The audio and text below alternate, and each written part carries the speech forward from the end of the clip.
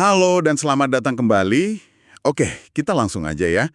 Hari ini kita mau bongkar satu tumpukan materi yang Anda kirimkan yang intinya tuh nanya satu hal. Gimana caranya disegani tanpa perlu ngomong sepatah kata pun? Sumber-sumber ini ngenalin konsep yang, wah provokatif banget sih, namanya silent dominance. Atau ya, dominasi hening. Katanya ini terinspirasi dari taktik interogasi FBI. Tapi sebelum kita ke teknik-tekniknya nih, saya penasaran deh sama premis dasarnya. Kenapa sih diam itu bisa punya bobot? Bukannya di banyak situasi, apalagi di budaya kita ya, diam itu justru bisa dianggap tanda nggak tahu, atau nggak setuju, atau bahkan lemah. Itu pertanyaan bagus banget. Karena konteks itu segalanya kan. Diam yang kita omongin di sini tuh bukan diam yang pasif atau kosong. Ini diam yang aktif, yang disengaja dan penuh perhatian. Salah satu catatan dari Anda itu ada kalimat yang tajam banget. Dunia ini berisik. Orang yang paling banyak bicara biasanya adalah yang paling insecure. Wah, Nah, di tengah semua kebisingan itu, saat semua orang rebutan panggung, justru keheningan yang terkontrol itu membalikkan dinamika. Jadi ini bukan soal jadi pendiam, tapi soal pakai diam sebagai alat. oke. Jadi ini bukan sulap, tapi psikologi. Paham. Jadi misi kita hari ini tuh ngebongkar manual tak terlihat ini ya. Kita mau coba rakit sebuah persona yang lebih berwibawa. Langkah demi langkah. Mulai dari cara kita natap orang, sampai jeda sebelum kita ngomong. Oke, mari kita bedah ini. Betul, kita bakal kupas 3 teknik spesifik yang ada di materi Anda, yang kalau digabungin, tujuannya itu buat mengubah cara orang lain mandang Anda secara, fundamental. Ada satu sumber yang ngasih gambaran yang kuat banget. Coba bayangin deh, Anda masuk ke sebuah ruangan dan auranya tuh langsung berubah. Bukan karena Anda ngomong paling kencang, tapi karena kebisuan Anda itu kerasa punya bobot. Ide bahwa keheningan adalah mata uang kekuasaan tertinggi di dunia yang serba riuh ini bener-bener bikin mikir sih. Iya kan? Bahkan ada satu kutipan yang rasanya nusuk banget.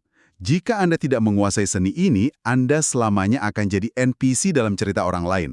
Wow, istilah NPC ini kena banget sama budaya game sekarang ya. Betul. Rasanya kayak peringatan keras gitu, karena semua orang kan pengen jadi main character di hidupnya sendiri.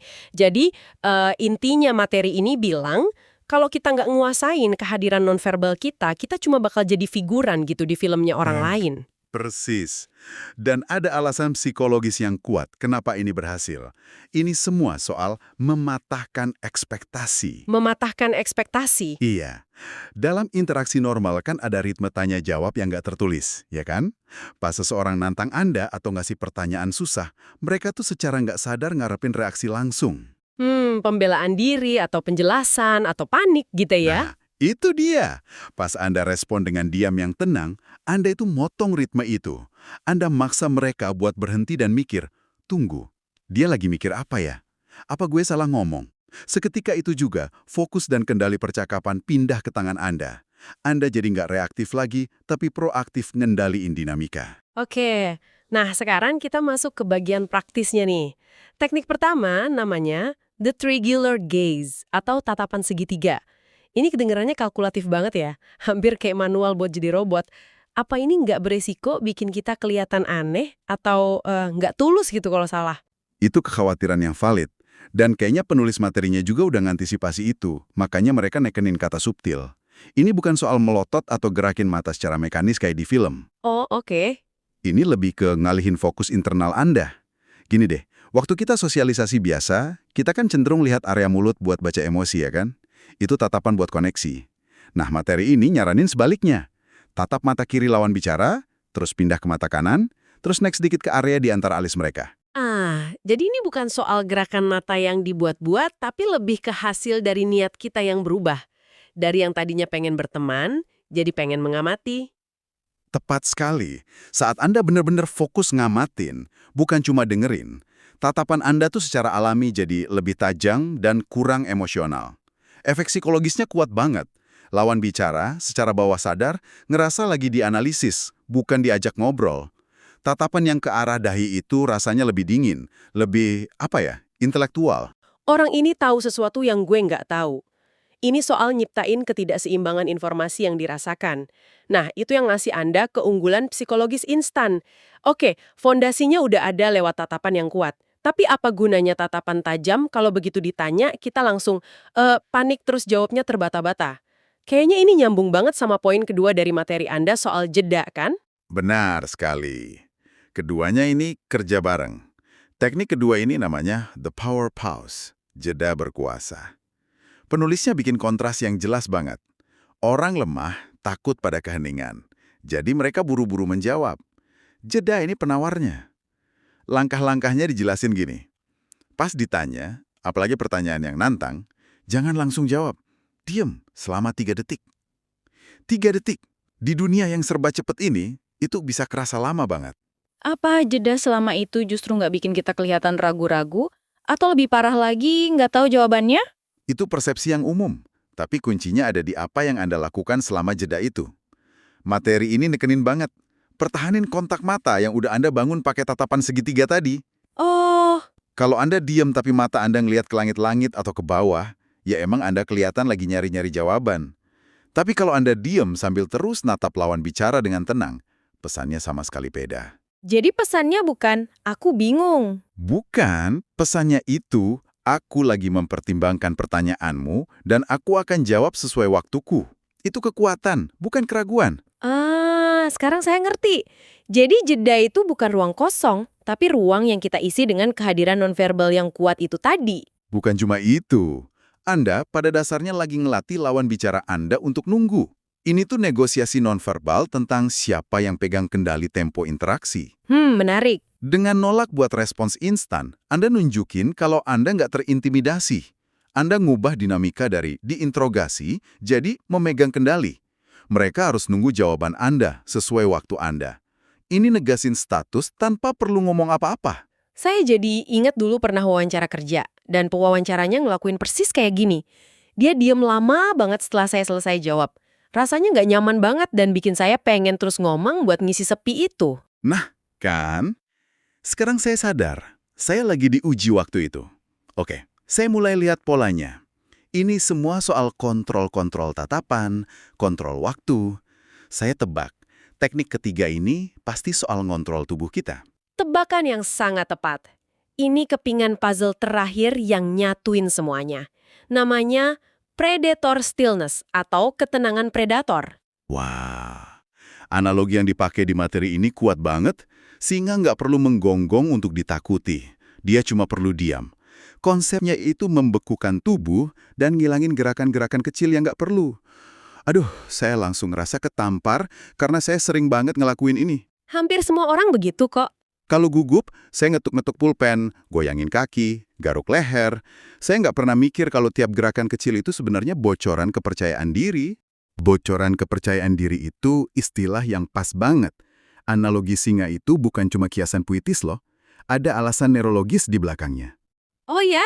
Iya, otak kita, terutama bagian primitifnya, amigdala, yang deteksi ancaman, selalu mindai gerakan di sekitar kita. Gerakan yang gelisah dan nggak perlu atau fidgeting itu, secara bawah sadar diartiin sebagai cemas, energi yang nggak terkendali. Itu sinyal buat otak lawan bicara. Orang ini nggak nyaman, dia mungkin ngerasa terancam. Sebaliknya, kalau tenang total, sinyalnya jadi kebalikannya. Tepat. Ketenangan total itu ngirim sinyal, orang ini nggak ngerasa terancam sama sekali. Dia sangat ngendaliin situasinya, sampai nggak perlu buang 1 kalori pun buat gerakan sia-sia. Di alam liar, predator itu diam pas ngamatin. Mangsa yang selalu gelisah dan siap lari. Jadi, pas Anda terapin ketenangan ini, secara primal Anda itu memproyeksikan status dan kekuatan. Jadi, setelah kita rakit semua bagian ini, tatapan segitiga yang analitis, jeda berkuasa yang ngatur tempo, dan ketenangan predator yang nunjukin kontrol, kita dapat gambaran utuh soal persona yang nggak perlu teriak buat didengar. Benar. Ketiganya ini saling menguatin. Tatapan Anda nggak bakal efektif kalau badan Anda gelisah. Jeda Anda nggak akan berkuasa kalau tatapan Anda kosong.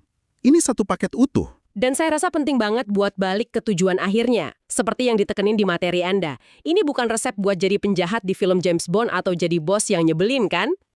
Sama sekali bukan, kutipannya jelas dan kuat banget. Tujuannya adalah agar Anda berhenti menjadi korban. Ini soal ngambil lagi kendali atas gimana Anda dilihat orang, terutama buat mereka yang ngerasa sering diabaikan atau nggak dianggap serius. Tepat sekali, ini alat untuk penguasaan diri bukan manipulasi. Pesan penutup dari materi Anda itu ngerangkum semuanya dengan indah banget. Dunia tidak menghormati orang yang minta dihormati. Dunia menghormati orang yang bisa menguasai dirinya sendiri saat ditekan. Jadi jangan lihat ini sebagai trik buat nakut-nakutin orang. Lihat ini sebagai latihan buat ngebangun ketenangan dan ketangguhan dari dalam. Jadi saat kita bisa ngontrol tatapan, jeda bicara, dan gerakan tubuh di bawah tekanan, rasa hormat dari orang lain itu bakal datang sebagai produk sampingan. Itu bukan sesuatu yang kita minta, tapi sesuatu yang kita dapat sebagai hasil dari wibawa yang terpancar. Tarik dan menghormati kekuatan semacam itu. Materi yang padat banget dan benar-benar ngebuka mata. Terima kasih sudah membagikannya dengan kami. Ada satu kalimat penutup yang lumayan jenaka dari salah satu sumber yang kayaknya buat kita semua nih. Kirim ini ke teman Anda yang terlalu baik. Haha, iya juga ya. Mungkin ada benernya juga ya. Ini bisa jadi pengingat kalau kebaikan itu nggak harus berarti kelemahan. Wibawa dan kebaikan hati justru bisa jalan bareng. Tentu saja. Dan setelah kita bahas panjang lebar cara menguasai keheningan dan bahasa tubuh untuk memproyeksikan kekuatan, ini munculin satu pertanyaan penting terakhir buat Anda renungkan. Apa yang terjadi kalau kata-kata Anda pada akhirnya nggak sekuat kehadiran nonverbal Anda? Gimana cara Anda menyeimbangin keduanya? Biar Anda nggak cuma dilihat sebagai ancaman kosong atau sosok yang intimidasi tanpa isi, tapi sebagai pribadi yang benar-benar berwibawa secara utuh, di mana kekuatan diam Anda didukung oleh substansi dan kearifan dari apa yang Anda katakan.